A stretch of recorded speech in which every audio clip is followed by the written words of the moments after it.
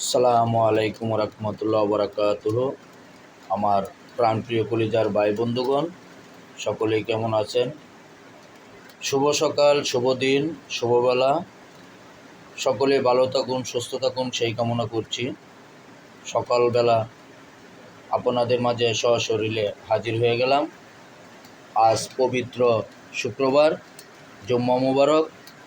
সকলের জন্য আমার পক্ষ থেকে অবিরাম ভালোবাসা চলমান।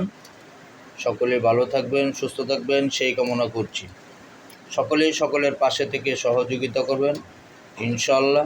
আমিও চেষ্টা করব আপনাদের পাশে থেকে সহযোগিতা করার জন্য। শুভ দিন, শুভবেলা, শুভ সকাল। ভালো থাকুন, সুস্থ থাকুন সেই কামনা করছি। আসসালামু আলাইকুম রহমতুল্লাহ বরকাতুহু।